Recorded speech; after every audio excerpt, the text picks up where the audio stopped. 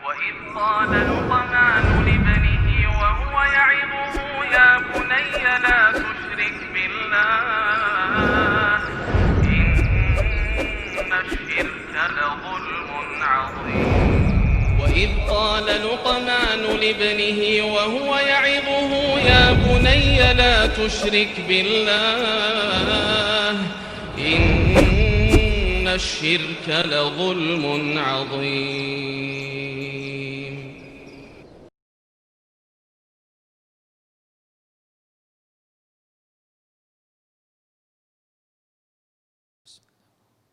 Assalamualaikum warahmatullahi wabarakatuh.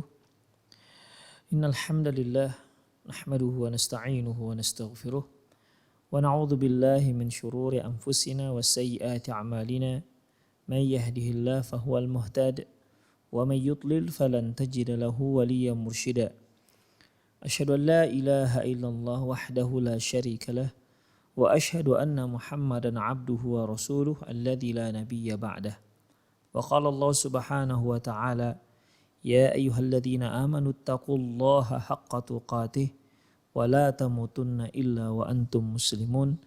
Ya ayyuhalladzina amanu taqullaha wa qulu qawlan sadida yuslih lakum a'malakum wa yaghfir lakum dhunubakum wa man yuti'illaha wa rasulahu faqad faza fawzan 'azima.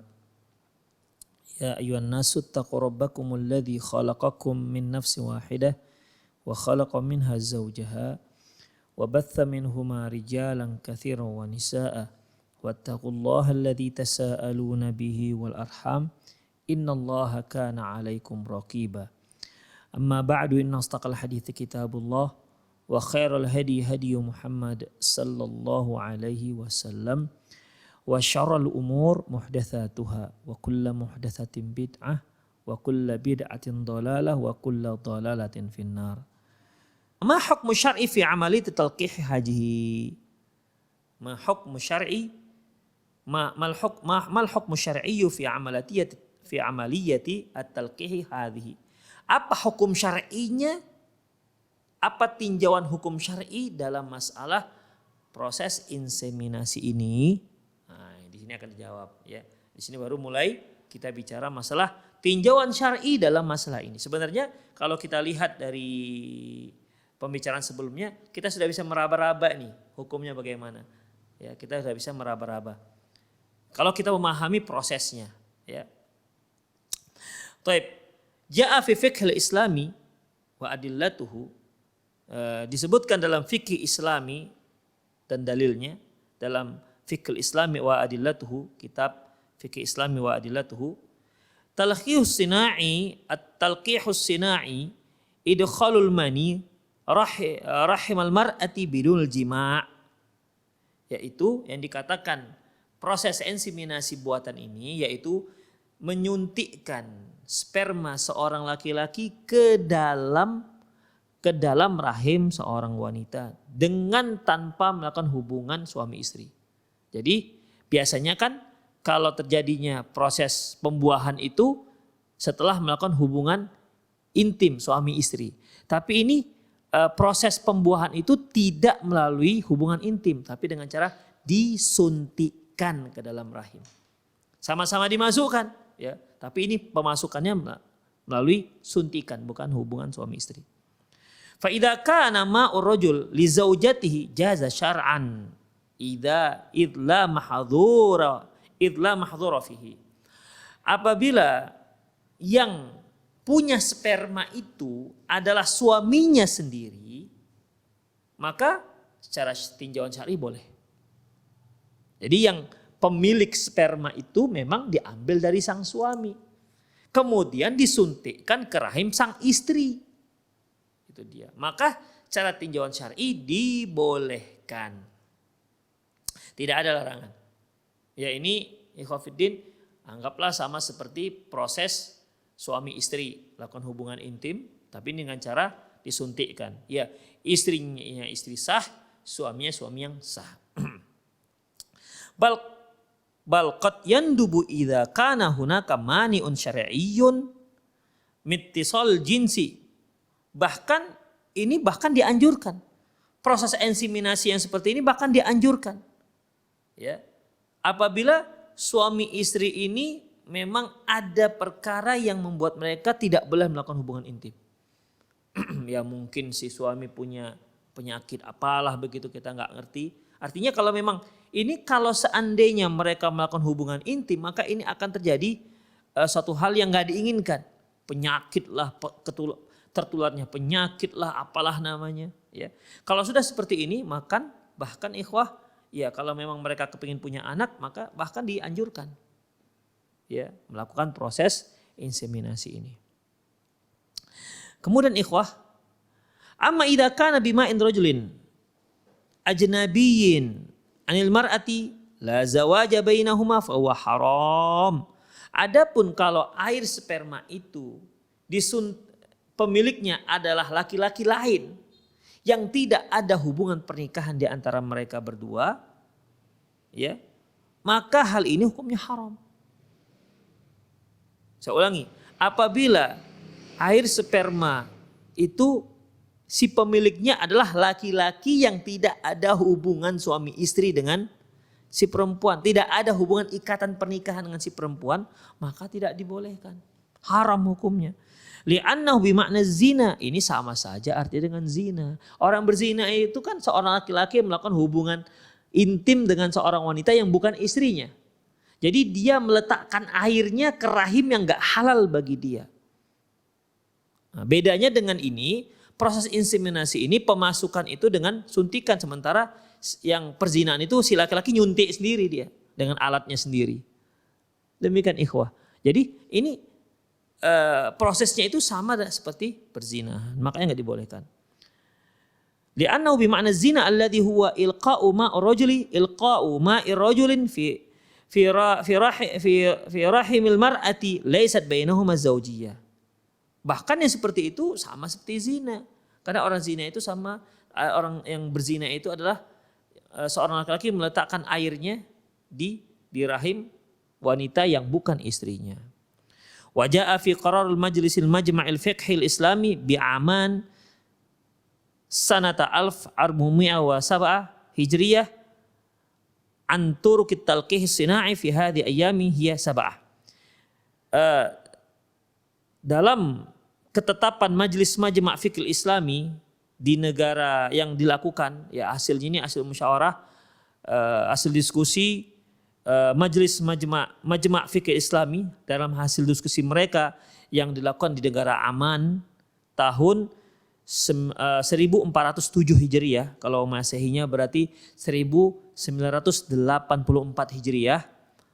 Di mana mereka menetapkan bahwasanya cara proses inseminasi itu, proses inseminasi buatan itu ada 7. Ya, ada 7. Yang pertama, antajriyat talqih baina nutfatin ma'khudatin min zaujin wa baydatin ma'khudatin min imra'atin laysat zaujatuhu summa tuzra' tilkal laqihatu fi rahimiz zaujah.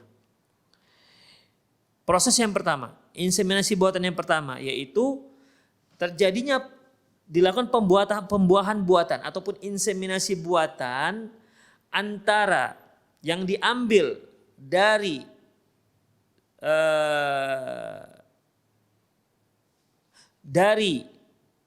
sperma sang suami, kemudian dilakukan inseminasi buatan dengan sel telur wanita yang bukan istrinya. Dengan sel telur yang bukan istrinya. Kemudian setelah berhasil disatukan, setelah berhasil pembuahan antara spermatozoa yang diambil dari sang suami dengan sel telur dari wanita yang bukan istrinya, setelah terjadi pembuahan, ya berkembang menjadi embrio, kemudian diletakkan di rahim istrinya. Jadi ikhwah fiddin, sel telur dari wanita yang bukan istrinya, sementara setelah terjadi pembuahan diletakkan di rahim sang istri. Nah, ini yang pertama. Jadi begini, suami istri, ya suami istri. Sel sperma diambil dari sang suami, sel telur diambil dari wanita lain, setelah disatukan setelah dilakukan proses pembuahan, ya penyatuan sel, kemudian diletakkan ke rahim sang istri. Itu yang pertama. Yang kedua, antajriat talqihu kharijiyyu baina badratai zaujaini thumma tuzra al-laqihah fi rahimil mar'atil mutawwa'ah bihamliha. Yang kedua yaitu di mana sel sperma diambil dari sang suami, kemudian sel telur diambil dari sang istri, kemudian dilakukan proses inseminasi buatan. Setelah terjadi pembuahan, diletakkan ini ke rahim wanita yang mau mengandung sang anak. Jadi bukan rahim si istri, tapi di rahim wanita lain yang tidak ada hubungan pernikahan dengan si suami. Kau ingat, pahami dulu ya dasarnya. Sel sperma dari suami, sel telur, karena di manusia itu sel telur hanya ada pada wanita, bukan pada laki-laki. Sel telur dari laki-laki, dari perempuan, dari sang istri. Jadi sel sperma dari suami, sel telur dari sang istri, disatukanlah proses inseminasi buatan. Setelah terjadi pembuahan, diletakkan di rahim wanita lain. Ya mungkin wanitanya secara sukarela atau wanitanya karena dibayar, seperti yang kita bahas tadi. Ya, itu yang kedua. Yang ketiga, antajriat talqih khariji. Yang keempat, antajriat talqihu khariji baina darwati rajulin ajnabiyyin bi baydatil mar'atil ajnabiyyah wa tuzra laqihatu fi rahim zaujah. Yang keempat, sel sperma dari laki-laki lain, bukan dari suaminya, sel telur dari wanita lain yang bukan istrinya, kemudian dilakukanlah proses inseminasi. Setelah terjadi pembuahan, diletakkan di rahim sang istri. Nah itu dia. Saya ulangi, ini ada suami istri nih, suami istri. Ya, suami istri. Taib. Sel sperma diambil dari laki-laki lain yang bukan suami, bukan sang suami ya. Sel telur diambil dari wanita lain, bukan sang istri, bukan dari si istri. Kemudian dilakukan proses inseminasi buatan. Setelah terjadi talqih, setelah terjadi pembuahan, ya, barulah diletakkan di rahim sang istri. Jadi dalam bentuk yang keempat ini suami nggak ada pegang peranan apa-apa, karena sel sperma bukan dari dia. Si istri ada, kenapa? Dia nanti yang akan mengandung sel ini ataupun yang sudah menjadi embrio ini. Itu yang keempat. Yang kelima, antajriyat talqihul kharijiyyu baina darwati zaujaini summa tuzra al-laqihah fi rahim zaujati al-ukhra. Nah, ini gimana nih bentuknya yang kelima. Sel sperma diambil dari suami, sel telur diambil dari sang istri, kemudian dilakukan proses inseminasi buatan. Setelah terjadi talqih, setelah proses pembuahan atau fertilisasi itu berjalan, ya, diletakkan di rahim istri yang lain. Itu dia. Jadi berarti suaminya ini bukan hanya punya satu istri. Ya. Kalau dalam proses yang kelima ini ada minimal 2 istri. Jadi gini ikhwah, sel sperma diambil dari sang suami, sel telur diambil dari istri pertama, udah, kemudian disatukanlah dengan proses inseminasi, sudah. Setelah terjadi pembuahan, diletakkan bukan di rahim istri yang pertama yang punya sel telur, tapi diletakkan di rahim istri kedua. Jadi ini 3 orang nih. Ya, istri yang kedua ya benar-benar sudah menjadi istri yang sah. Itu dia.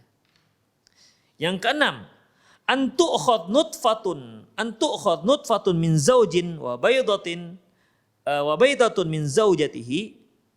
Yang kedua, ya yang keenam yaitu sel sperma diambil dari sang suami, sel telur diambil dari sang istri, kemudian dilakukan proses inseminasi buatan.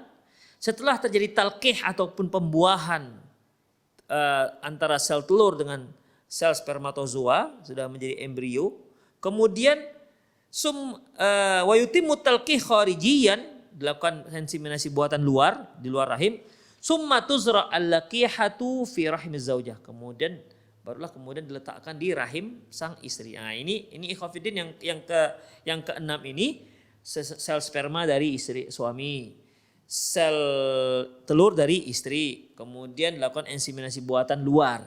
Setelah terjadi pembuahan di luar, sel ini terjadi pembuahan di luar, kemudian diletakkan di rahim istri yang punya sel telur tadi.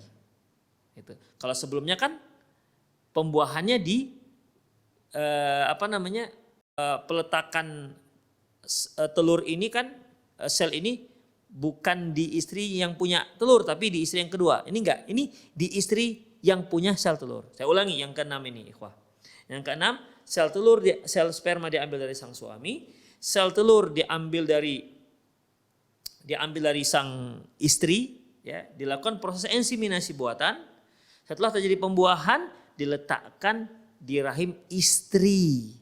Diletakkan di rahim istri yang punya sel telur tadi. Ya, ini mungkin prosesnya dikarenakan kalau dilakukan secara alamiah, cara natural, cara alami, seperti hubungan intim, mungkin ada hal-hal yang membuat sel sperma itu nggak sampai ke telur.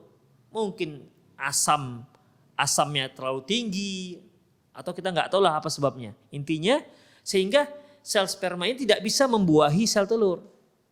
Oleh karena itu akhirnya para dokter ahli medis mengambil keputusan, udah kita buahi dia di luar rahim.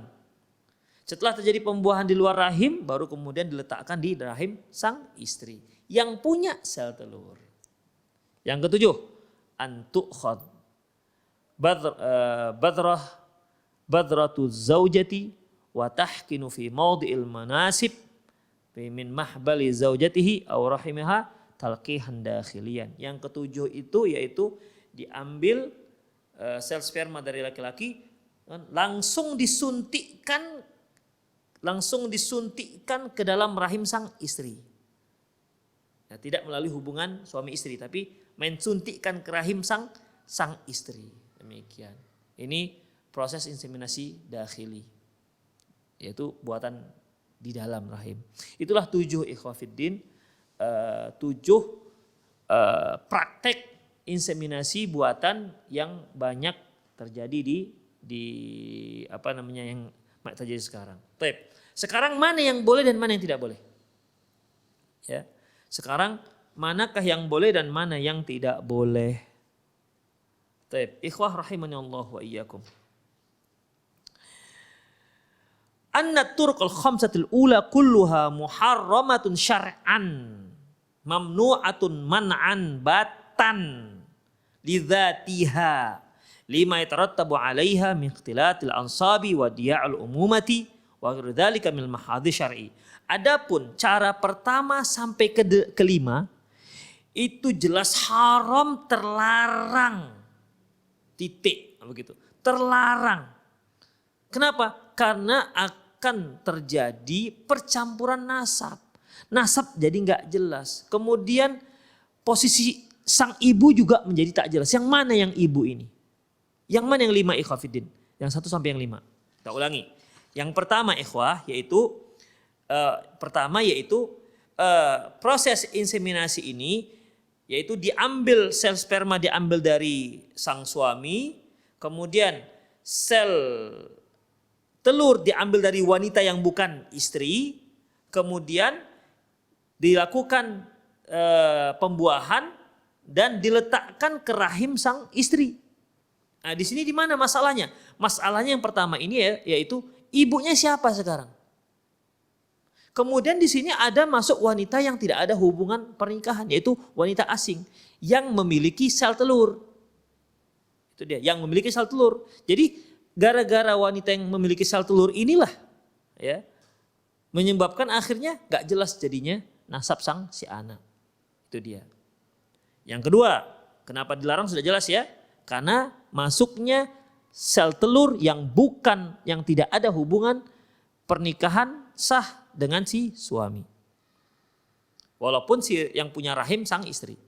Yang kedua, yaitu sperma diambil dari sang suami, sel sperma diambil dari yang bukan suami, kemudian sel telur diambil dari istri, kemudian dilakukan proses inseminasi dan diletakkan di rahim sang istri.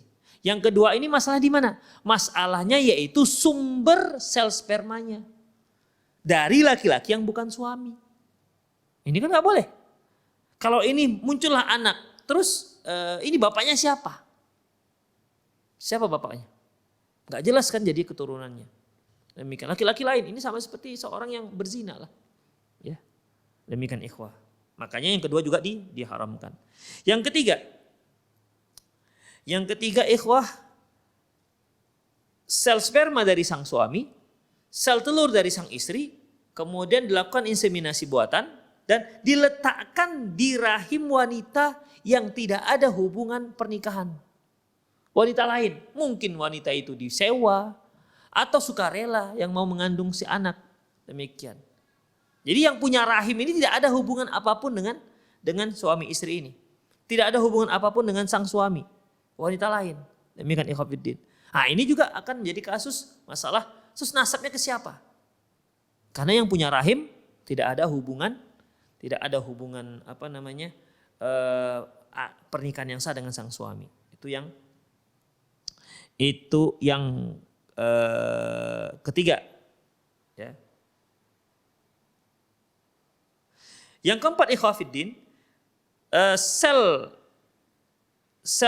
sperma diambil dari suami dari laki-laki yang bukan suami, sel telur diambil dari wanita yang bukan istri, kemudian diletakkan di rahim sang istri. Waduh, ini lebih parah lagi ya. Jadi hubungannya yang sama sekali nggak ada masalah sel ini, tidak ada hubungannya dengan suami istri, hanya masalah rahimnya aja. Sel sperma dari laki-laki lain, sel telur dari wanita lain disatukan di pembuahan, kemudian diletakkan di rahim sang istri. Yang kelima, ini jelas ya, yang keempat jelas diharamkan. Yang kelima yaitu sel sperma dari suami, sel sel telur diambil dari sang istri, ya, sel telur diambil dari sang istri, kemudian setelah terjadi inseminasi buatan diletakkan di istri yang kedua. Itu dia. Nah, yang kelima ini ikhwah rahimahullah wa iyyakum, ini masih diperbincangkan. Yang keenam yaitu sel sperma dari sang suami, sel sel telur dari sang istri, kemudian lakukan inseminasi buatan di luar, kemudian disuntikkan di istri, ini jelas bolehkan. Kalau yang ketujuh yaitu sel sperma dari sang suami disuntikkan langsung ke dalam rahim sang istri, ini jelas dibolehkan. Jadi yang keenam dan ketujuh itu sepakat para ulama dibolehkan. 1, 2, 3, 4 itu nggak dibolehkan. Yang kelima ini baru ada khilafiyah di kalangan para ulama. Ya, baru ada khilafiyah di kalangan para ulama. Karena posisinya ada 3 nih. Suami, istri pertama dan istri kedua. Sel sperma diambil dari sang suami, sel telur diambil dari sang istri yang pertama, disatukan proses inseminasi buatan, setelah terjadi fertilisasi, setelah terjadi pembuahan talqih, ya. Setelah terjadi talqih, diletakkan di rahim sang istri yang kedua. Demikian. Ya, ini ada khilafiyah di kalangan para ulama akan kebolehannya. Boleh dan tidaknya. Bagaimana tinjauannya dari para ulama? Boleh dan tidaknya insya Allah akan kita kaji pada pertemuan yang akan datang.